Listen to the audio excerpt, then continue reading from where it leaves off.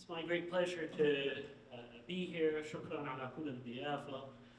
Thank you for all of your hospitality. Thank you to Masjid Noor, to the MSA of UNLV, and to Unity for hosting me here and to share my research on Malik al-Shabazz from Mecca to Cairo. How many of you all have seen or read the account, either in his autobiography or in Spike Lee's film, of Malcolm's conversion and experience during the Hajj, or the pilgrimage to Mecca? How many of you have seen that?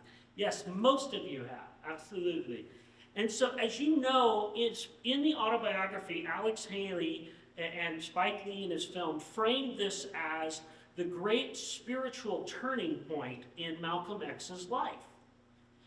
And this is indeed, whether you are in Jakarta, Indonesia, or Amman in Jordan, or in Switzerland, or in Pittsburgh, if you go to a Muslim community and they know about Malcolm X, they are generally going to point to his 1964 Hajj as being the most important movement.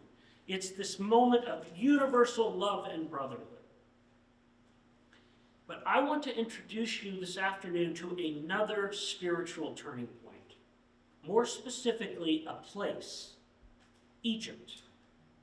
In contrast to the picture you get in the autobiography of Malcolm X and Spike Lee's film, I want to demonstrate how Cairo, rather than Mecca, stood as a symbolic center of Malik Shabazz's interpretation of Islamic religion.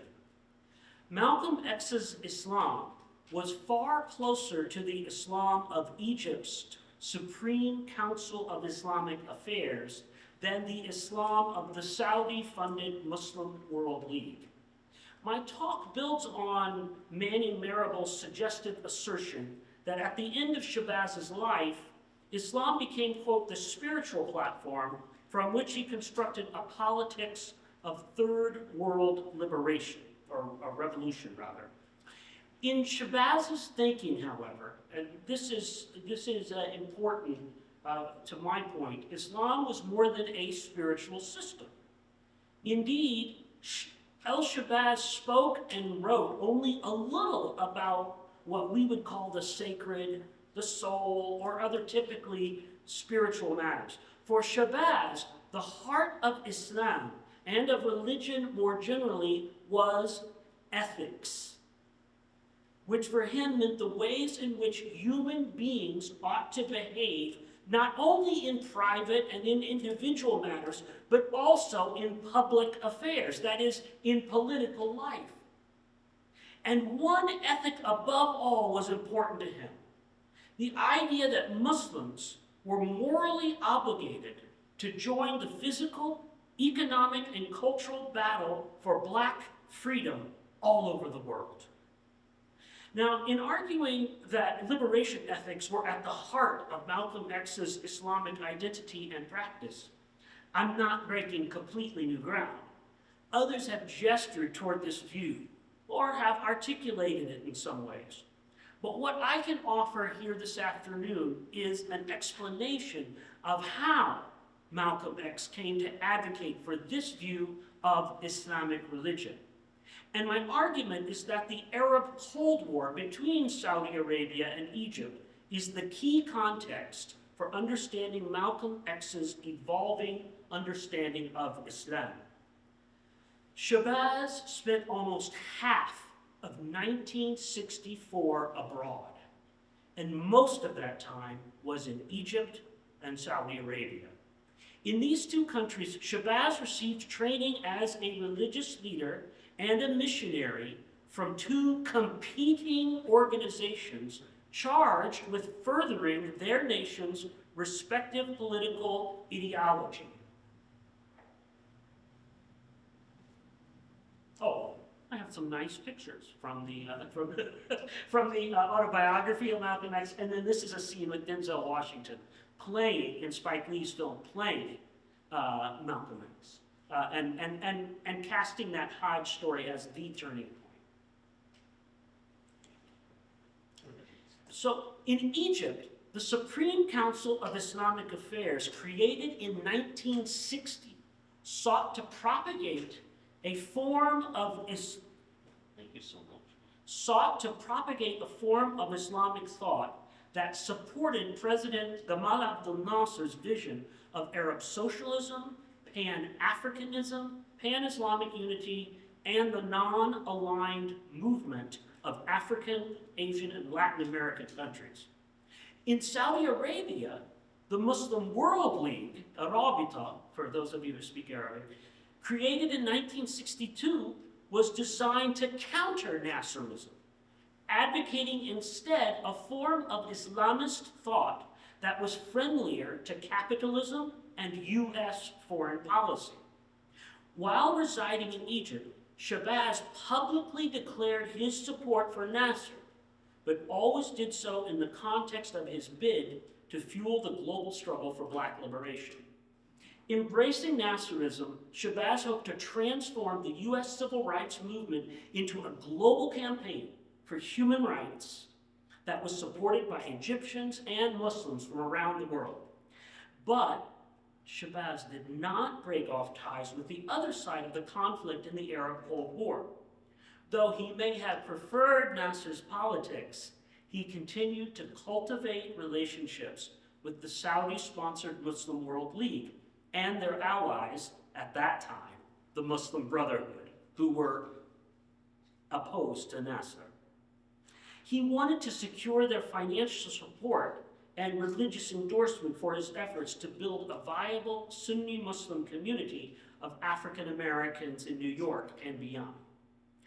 Now, one of the reasons why the Hajj, the pilgrimage to Mecca, has been seen as Malcolm X's most important religious experience is because it is often used to contrast his previous beliefs as a member of the Nation of Islam with his new beliefs as a Sunni Muslim.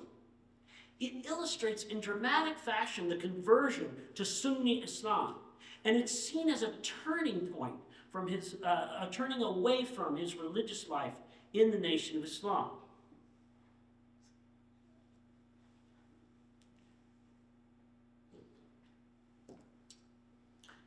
But Shabazz's articulation of Islamic liberation ethics was actually a continuity, not a change with the political philosophy of the Nation of Islam.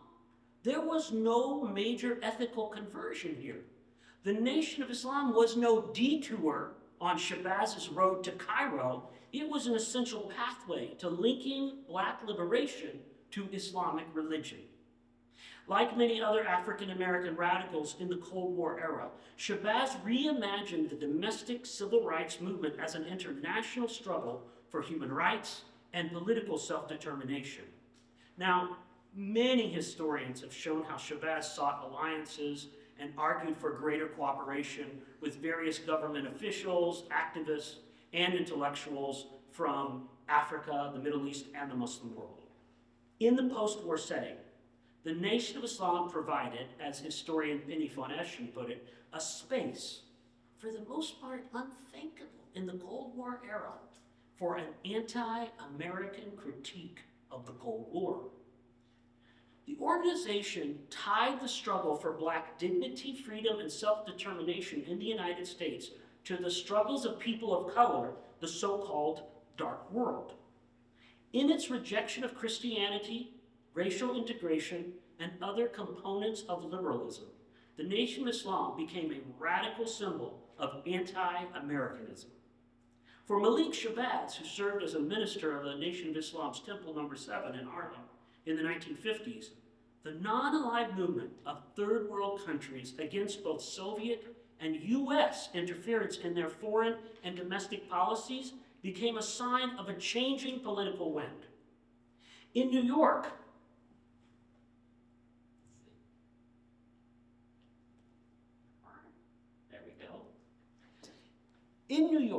Shabazz developed an informal intellectual, social, and political network of Africans and African Americans, foreign and domestic Muslims, and other figures committed to the solidarity of what he called the dark world. One pivotal member of this network was the Christian minister and Harlem Congressman Adam Clayton Powell Jr., who had attended the 1954 Afro-Asian Conference in Bandung. When Powell invited Indonesian officials to visit Harlem in July 1957, Shabazz was on hand to greet them. On this occasion, he praised Powell's support of the Indonesians' visit. The 90 million Muslims in Indonesia, Shabazz said at a public event with the visitors, are only a small part of the 600 million more in other parts of the dark world. During the same period, Shabazz also hosted various Muslim diplomats from the United Nations, including Syrian ambassador Rafiq Asha and Egyptian attaché Ahmed Zaki al-Barai at a Temple No. 7 celebration. In 1958, the year during which the United Arab Republic was formed, and Nasser convened a meeting of the Afro-Asian Conference in Cairo, the Nation of Islam cabled Nasser to seek his support. In words that seemed to be crafted by Malcolm X, he urged Nasser to see their movements as branches of the same tree. Freedom, justice, and equality for all Africans and Asians is of far-reaching importance, not only to you of the East, but also to over 17 million of your long-lost brothers of African Asian descent here in the West. The symbolic link between the Nation of Islam and Nasser was so strong that it prompted Thurgood Marshall, counsel for the National Association for the Advancement of Colored People, the NAACP, and a future Supreme Court justice to denounce the entire movement in dramatic terms. Speaking at Princeton University, Marshall claimed that the Nation of Islam was, quote, run by a bunch of thugs organized from prisons and jails and financed, I am sure, by Nasser or some Arab group, unquote. The association of a domestic black Muslim group with a foreign power, especially with Nasser or some Arab group, was a serious threat to the U.S. Federal Bureau of Investigation, Marshall had claimed. That same year, Shabazz's fame and his connections to a growing number of Africans and Muslims led to an invitation from Egyptian officials to visit the Middle East. Acting as Elijah Muhammad's emissary, Shabazz was to pave the way for his leader's visit to Egypt and then Saudi Arabia. Later that year, Elijah Muhammad did indeed perform an Umrah, or an out-of-season pilgrimage, to Mecca, and also visited Pakistan. Ahmed Zaki al-Barai, the Egyptian representative to the UN, accompanied Shabazz to the airport on July 5th. And once in Egypt, Shabazz met with Anwar al-Sadat, Nasser's two-time vice president, in addition to visiting officials from Egypt's Al-Azhar University. From Cairo, where a case of diarrhea scuttled at least some of his planned activities, Shabazz, and he wrote about it quite a lot in his diaries, Shabazz briefly visited Sudan, Jerusalem, and Damascus, and finally Jeddah in Saudi Arabia. And then he arrived back in New York by July 22nd. Now, back in New York, he now spoke with Mahmoud Yusuf Shawardi, an Egyptian professor of Islamic studies who had visited the United States in the 1950s, served as a visiting faculty member at New York's Fordham University, and in January 1964 was appointed head of the Federation of Islamic Associations of the United States and Canada, the largest Sunni Muslim group at the time. Now, as I've already said, Shabazz possessed a large network of Muslim allies and conversation partners from sub-Saharan Africa, from Pakistan and the Middle East. But over the next year, it was Shawardi who was one of the many Arabs, especially Saudis and Egyptians, who would play a particularly significant role in Shabazz's thinking. Shawardi encouraged Shabazz to make the Hajj, and most importantly, introduced him to the well-heeled Saudis and Egyptians who could make it possible. One of those people was Abdurrahman Azam. Azam, an Egyptian diplomat, was the architect and first Secretary General of the Arab League from 1945 to 1952. For decades, Azam Pasha, as he was called, had been a prominent Egyptian nationalist, but after Gamal Abdel Nasser rose to power in 1952, during the revolution against the Egyptian monarchy, Azam increasingly lost favor with the regime. He moved to Saudi Arabia and became a leading theorist of what is sometimes called political Islam or Islamism, the belief that Islam is both a religion and a state, deen wa dawla, but not necessarily a theocracy. It was Azam's son, Omar Azam, who lived in Jeddah, that helped Malcolm get released when he was detained by the Hajj court to determine his bona fides as a legitimate Muslim. Now, as Shabazz network of Arab Muslim government officials, missionaries, contacts, and friends multiplied, he entered a social and political world that was deeply shaped by a conflict between Gamal Abdel Nasser's UAR and Saudi Arabia. As the United States and the Soviet Union sought allies in their global Cold War, various Arab states began to align with, challenge, and/or play Soviet and US interests against one another. They also had to negotiate the popular desire for Arab political unity and widespread sympathy for the plight of Palestinians who became stateless in 1948. By the late 1950s, a regional conflict formed between those aligned with the Arab socialism of Egyptian President Gamal Abdel Nasser, which became increasingly seen by the US government as part of the Soviet sphere of influence, and those powers, often allies of the United States, opposed to Nasser's expansive vision of Arab political unity. In 1958, after Syria and Egypt formally united under Nasser's presidency in the UAR, other states in the Arab Middle East became vulnerable to popular revolutions that were inspired by or allied with Nasser. Months after the founding of the UAR, for example, the army overthrew the Hashemite monarchy in Iraq. And an uprising against Lebanese President Camille Chamoun was put down only with the assistance of President Eisenhower and the US military. By 1962, Nasser had committed ground troops to the Yemeni civil war that pitted the Republican forces of Abdullah Saleh against those loyal to the Imamate. Saudi Arabia, which shared a border with Yemen, supported the latter. Another front in this Arab Cold War was the battle for hearts and minds. And it was into this crucible that Malik Shabazz was thrust. Shabazz became a player in the public relations and soft diplomacy fronts of the Arab Cold War, as both UAR and Saudi-sponsored organizations sought to use Islamic missionizing to gain Muslim allies and influence non-Muslim public opinion abroad.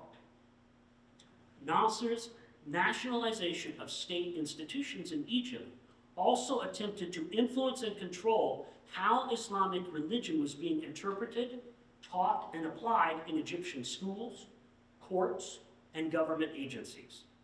According to historian Reinhold Schulz, the wave of nationalization in industry and finance, which started in 1961, as well as attempts to revive land reform, established the framework for an Islamic interpretation of socialism.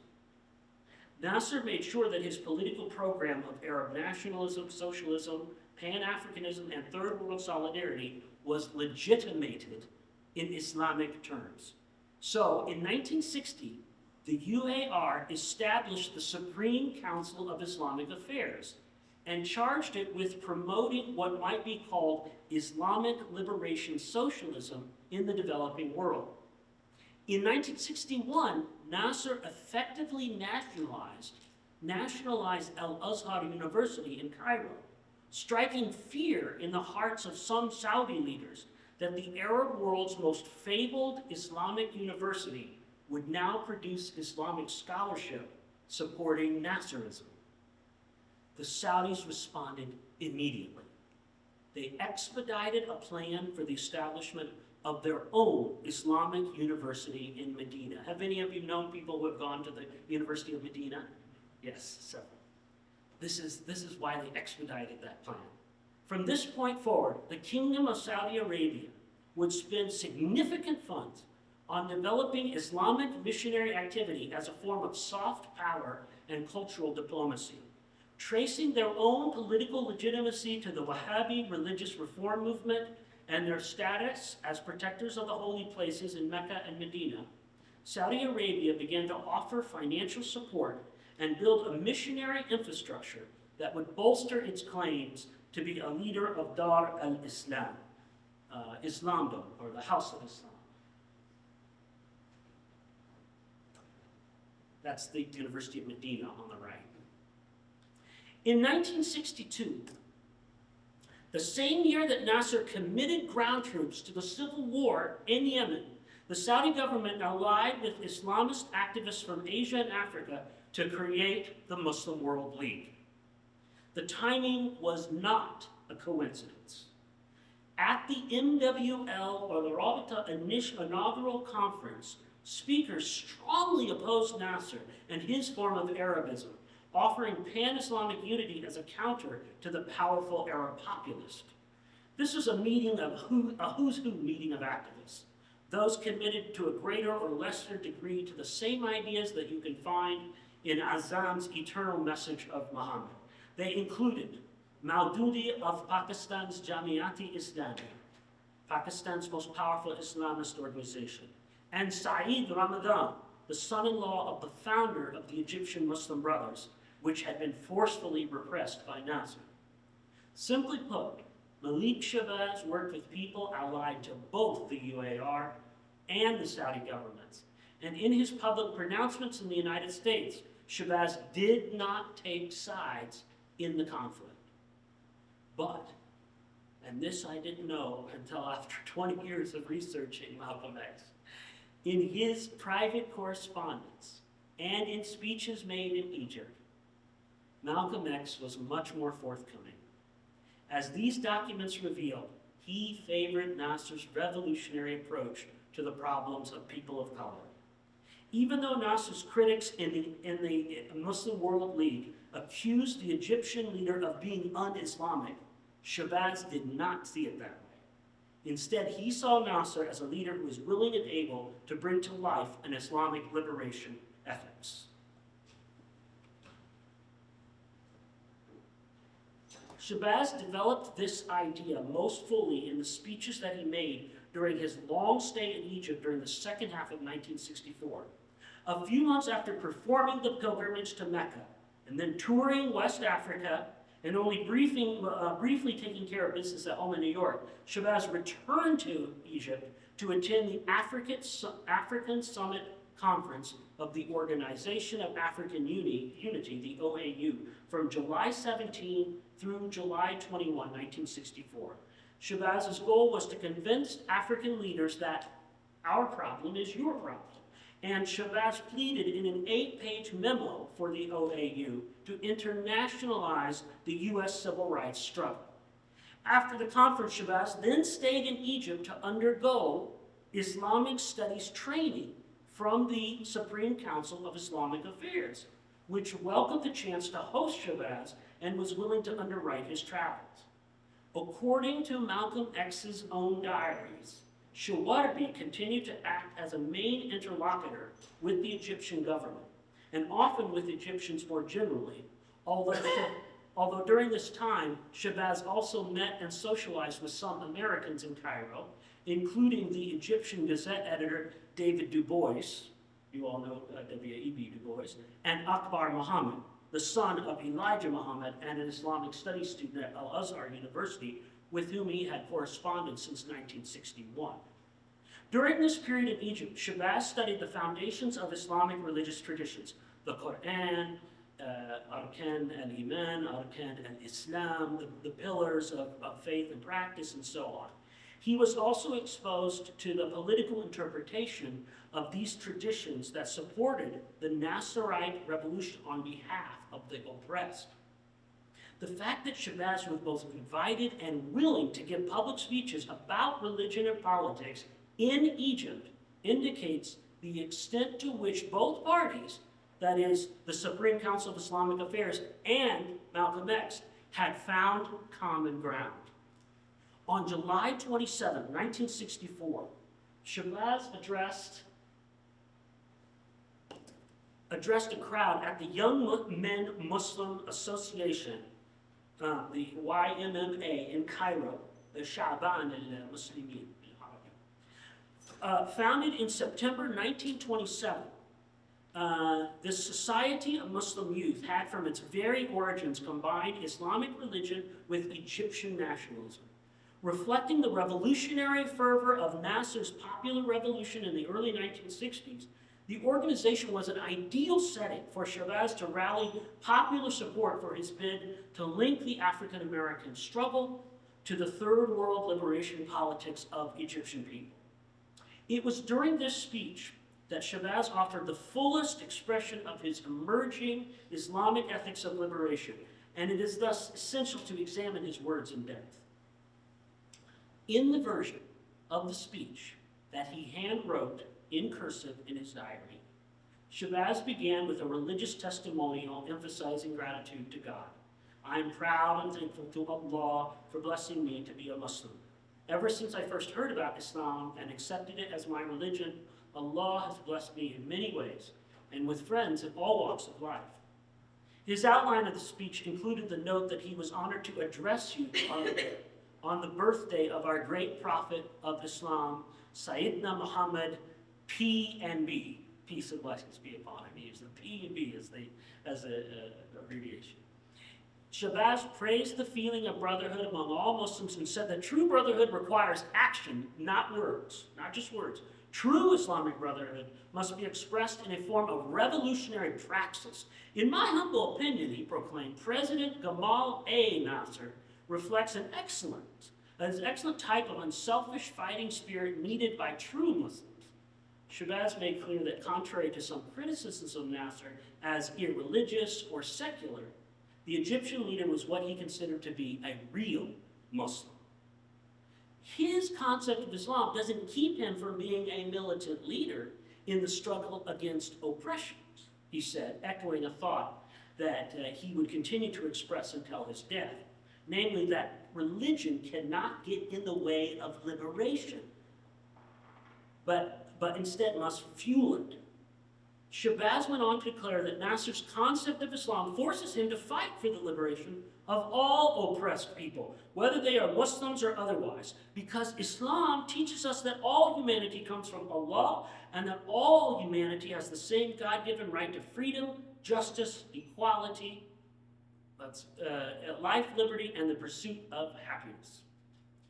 Now, this statement, in my view, is the hermeneutical key to understanding Shabazz's emergent ethics of liberation.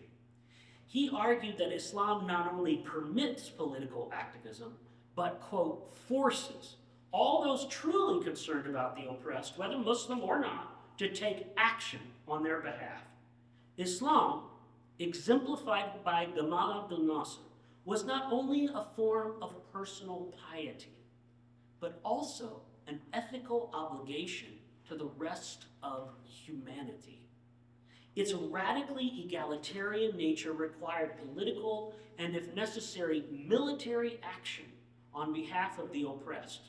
Shabazz argued, whether abroad or at home, that African Americans in the United States were among the most oppressed peoples of the earth. Their liberation from white supremacy, like the liberation of their brothers and sisters in Asia and Africa from colonialism, was an Islamic religious imperative. Shabazz's enthusiasm for this revolutionary Islam became even clearer in his reaction to a youth conference held on August 2nd, 1964 in Alexandria, Egypt. Organized by the Supreme Council of Islamic Affairs, the Abu Bakr as-Siddiq camp for Muslim youth welcomed Muslims from around the world. Often overlooked or underanalyzed in existing accounts of Shabazz's final year of life, this conference, which featured hundreds of Muslim youth from what Malcolm described as 74 different countries, generated feelings of religious solidarity that rivaled or surpassed those that Shabazz had experienced during his Hajj to Mecca. This affair, he wrote, impressed me even more than my trip to Mecca. Youth from everywhere, face of every complexion, representing every race and every culture, all shouting the glory of Islam, filled with a militant revolutionary spirit and zeal. Having learned only on the train trip from Cairo to Alexandria that he would be addressing the youth conference, as you know, conferences aren't always organized ahead of time, the best way. Shabazz was not only shocked, but nervous and frightened. That's his words. When he arrived at the meeting place in Alexandria, he was greeted by a long reception line of youths shouting, "Welcome, Malcolm." According to Shabazz, it was so excited, so unexpected by me, such an honor, I hardly knew what to say or how to react. Now, this is unusual because Brother Malcolm almost always knew what to say. Such sentiments were almost exactly those that Shabazz expressed when he was received in a similar fashion at the University of Ibadan in Nigeria, the moment described in the autobiography of Malcolm X when he was given the moniker Omowale, the son who has come home. In Alexandria, the honoring of Shabazz was not about welcoming home a lost son, but about saluting a fellow fighter in the struggle against the oppression of Africans, Asians, and other people of color. According to Shabazz, the meeting began with a recitation from the Quran, and then young people from Uganda, the Philippines, and the United Arab Republic addressed the crowd, making speeches of welcome and support for the Afro-American struggle. As they spoke, male and female audience members jumped to their feet, shouting beautiful slogans of support and unity in our common struggle. And Supreme Council of Islamic Affairs official then announced that he was granting Shabazz's community of African American Muslims in the United States 20 scholarships so that they could come to Egypt to further their studies. Finally, Shabazz spoke for what he described was a half an hour, followed by a speech from his translator on the importance of doing, producing, action. The meeting concluded with the singing of a Muslim anthem that he said sounded to him like a fight song.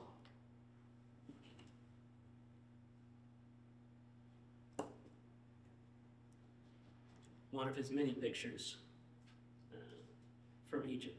It is no wonder that the event was so impressive, since in this setting, Shabazz finally heard, coming from the mouths of Muslim youths from around the world, the kind of religious and political solidarity with African Americans for which he had been pleading and petitioning African leaders at the African Summit of the OAU.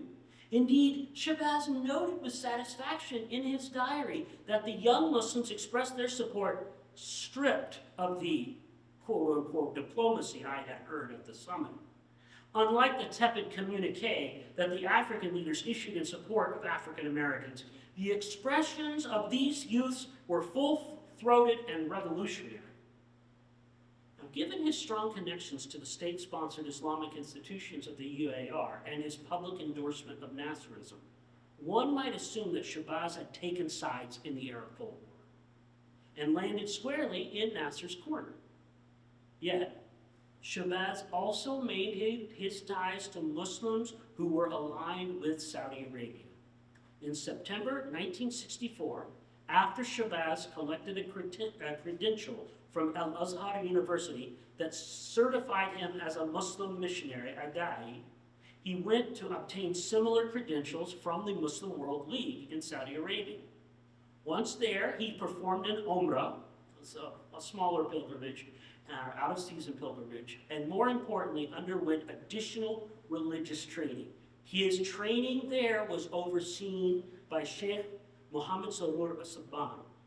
As-Saban, the descendant of enslaved black Arab people, was a former finance minister of Saudi Arabia who became the Muslim World League's first Secretary General.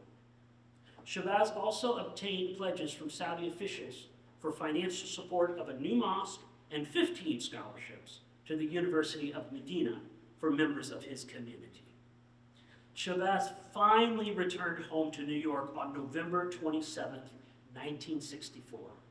He went back to work trying to catch up on business that was left undone during his long absence. He quickly followed up with Arab Muslims abroad, trying to secure the funding and scholarships offered by both the SCIA and the NWL, the Egyptians and the Saudis. He immediately cabled and/or wrote letters to the leaders of both organizations. What comes through in this correspondence is Shabazz's highly strategic and pragmatic approach to networking and fundraising with numerous interests in the Arab Middle East, but also, again, his preference for the Nasserite position in the Arab Cold War. So he wrote on the same day, November 30th, 1964, to both the Muslim World League and the Supreme Council of Islamic Affairs. His plea to the Muslim World League was particularly urgent since a Muslim World League missionary had shown up in New York unexpected and was expecting Shabazz's community to provide financial support for him. Writing from his East Elmhurst address in New York, Shabazz began his letter with words of gratitude for the person who had come. And this was Sudanese religious scholar Ahmed Hassoun, a Muslim World League affiliate who was knowledgeable about Islam, the Quran, and Arabic. But he also wrote that his New York community could not pay this religious leader because they were, quote, very poor, unquote. Shabazz had been under the impression that the Muslim World League or the Saudi government would pay for the teacher's expenses and apologized for any misunderstanding. He said that it was an embarrassing predicament. The reason for his organization's poverty, he explained, was because he had left all our treasuries in the Black Muslim movement. Shabazz then proposed a detailed budget for Hassoun and asked for at least 6 months' financial support. In the final paragraph of the letter, Shabazz's tone became more urgent, describing the situation as a financial crisis. In fact, he continued, Hassoun seemed to think that the community did not want him, and he expressed a desire to return home. Asking for an immediate response, Shabazz assured the Muslim World League that I consider myself a complete servant of yours and of the Muslim, and I await your instructions. In its tone, the letter sounds humble and maybe even a little obsequious. And yet it is clear that Shabazz, like fundraisers and grant writers before and after him, tailored his request in terms that he believed would increase the chances of obtaining financial support.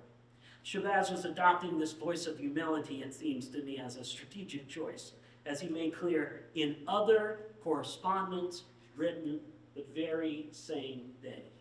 This is his meetings in Saudi. And there is Sheikh Hassoun. You've probably seen this. This is a rather well-known picture for those who know about Malcolm X. So he was asking support for him because he said they didn't have the money to support him. And here's another some more correspondence from November 30th, 1964. Shabazz wrote to Mohammed Tawfiq Awaida, the UAR Minister of Al-Qaf, or Religious Endowments. It sought to reassure the Egyptians that his relationships with the Saudis did not reflect his deepest political and religious commitments. This letter began with words of thanks to President Nasser and the Supreme Council, and then offered a prayer, may Allah grant President Gamal Abdel Nasser a long life and good health, for he has a tremendous task ahead of him in his desire to revolutionize and modernize the thinking of the Arab world, the African world, and the Muslim world. Shabazz then made clear that his own mission depended in no small part on his success in cultivating ties to Saudi-funded interests. I have gone quite far in establishing myself and the Muslim Mosque Incorporated, also with the Muslim World League. I am hoping that you understand my strategy in cementing good relations with them. And then Shabazz's rhetoric turned romantic. My heart is in Cairo. And I believe the more progressive forces in the Muslim world are in Cairo. But Shabazz asserted that he could better advance the cause of Cairo by solidifying myself also with the more moderate or conservative forces that are headquartered in Mecca.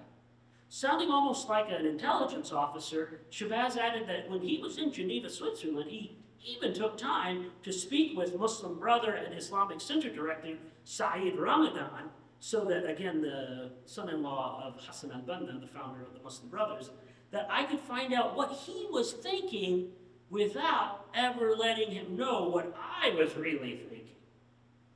This, too, seemed to be a strategic admission of partial truth, a spin that would reassure his Egyptian government allies that he was not going to become allies with the Muslim Brothers, which Nasser had declared to be his enemy. While it is not clear exactly what Shabazz found attractive about Ramadan and the Muslim Brothers, it is evident that his relationship to them was no passing interest. I suspect it's because Malcolm X was a true intellectual, wanting to learn from anyone and everyone that he could. He began to receive literature from Saeed Ramadan's Islamic Center in Geneva as early as 1962. On April 30th, 1964, after giving a speech at the Sudanese Cultural Center in Beirut, Shabazz also visited the Muslim Brothers' office in Lebanon. They gave me a very touching send-off, he wrote. Then he decided to stop over in Geneva to visit Saeed Ramadan.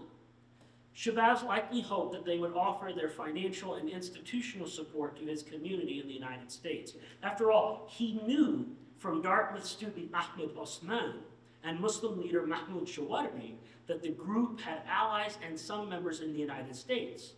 And perhaps Shabazz also found attractive their calls for Muslim unity as a form of politics, though he may not have wanted to say so publicly. Whatever the case, it is clear that Shabazz's relationship to these Islamist leaders was not an uncritical one. He issued serious public criticism of Saeed Ramadan's utopian notions of race relations. In one of his very last interviews, Malcolm X penned answered in February 1965 to questions that Ramadan had posed to him via post in November 1964. In this long-distance interview for Al-Muslimun magazine, Ramadan challenged Shabazz to abandon his rhetoric of racial liberation. Was it true, Ramadan wrote, that you still hold black color as a main base and dogma for your drive under the banner of liberation? If that was the case, Ramadan asked, how could a man of your spirit, intellect, and worldwide outlook fail to see that Islam affirms the equality of all people, thus striking at the root of racial discrimination? This is a line, of course, that we still hear often in the United States, that it's the miracle motif in both missionary Christianity and missionary Islam. If people would just convert and practice the real religion, then they'll suddenly stop becoming racists. In his response, though, Malcolm X did not agree with that. In his response, Shabazz claimed that non-black Muslims had done very little to convert African Americans to Islam, instead focusing on white people. In other words, Shabazz pointed out the hypocrisy of Saeed Ramadan. If Islam erases racial discrimination, then why are so many foreign Muslims still racist in their missionary strategies? Even more, Shabazz offered a simple rejection of Ramadan's urging that he stop focusing so much on black liberation. As a black American, Shabazz wrote, I do feel that my first responsibility is to my fellow black Americans. Such forceful language evidenced Shabazz's determination to remain independent despite his need for the assistance of Ramadan's allies in the Muslim World League. The rejection of Ramadan's belief that Islam erased racial prejudice was also an intellectual critique of one modern liberal interpretation of religion as interdirected and tribal. Ramadan was implying, as I said before, that if everyone just converted to Islam, then miraculously, racism would disappear. The argument that racial equality might be achieved through mass conversion reflected a strand of the Muslim Brotherhood's approach to social change, namely that the Islamization of individuals through religious revival was a necessary precondition of lasting political transformation. That belief is why they were allowed to reopen under Sadat's presidency. In fact, by the 1970s, this is exactly what they did, as they came to focus on philanthropic activities such as social and medical services and missionary work. A minority of Islamists outside of the Brotherhood then used violence to spur top-down political change in Egypt, assassinating Anwar Sadat. Though it is impossible to know how Malik Shabazz would have reacted to these developments, it is clear that in the 1960s, he did not believe in an individualistic interpretation of religion and its ability to alter the religious or the political status quo. He was well known for his rhetorical dismissal of pie in the sky, understand it better by and by Christianity, when he was a leader of the Nation of Islam. And his conversion to Sunni Islam did not temper his criticism of this individualistic, otherworldly interpretation of religion. In 1964 and 1965, as journalists queried Shabazz about whether he was becoming more religious and less political, the question clearly assumed that religion was, in essence, apolitical. Shabazz thus responded that the problems of the black man go beyond religion, as he put it to the New York Post on February 18th, 1965.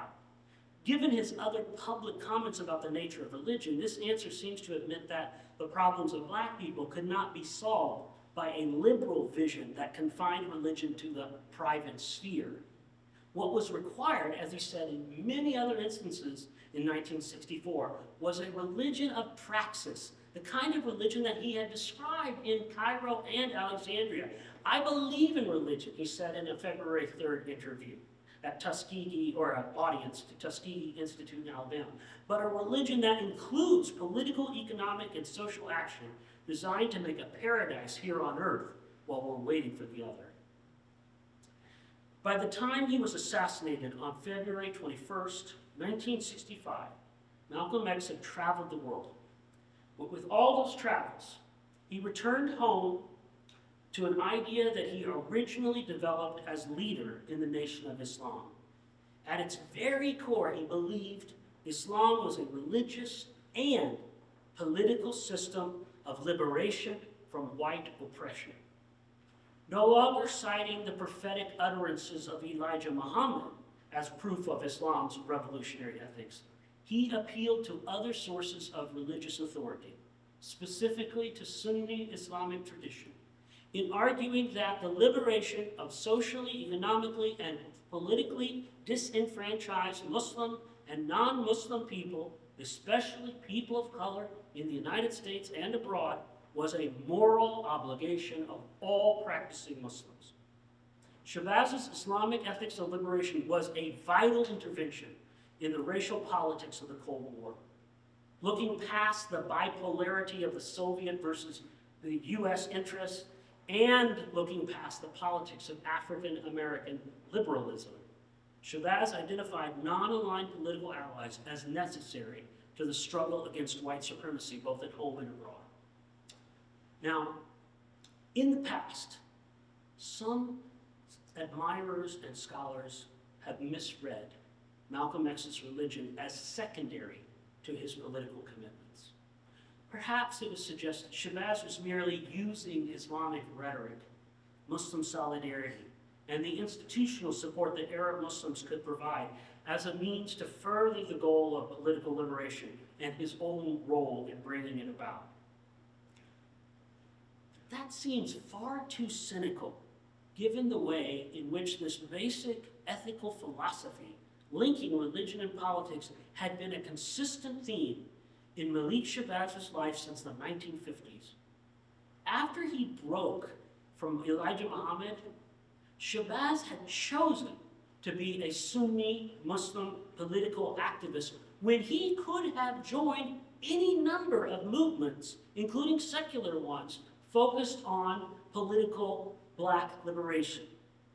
Even after he questioned his faith in the man whom he had once called his savior, Elijah Muhammad, he willingly became a neophyte in Sunni Islamic religious sciences, humbly accepting instruction from other religious authorities. Through it all, Malcolm X remained committed to the idea of a liberating religion, and the state-sponsored version of Islam to which he was exposed in Egypt came closest to his own thinking. Thank you very much for your attention.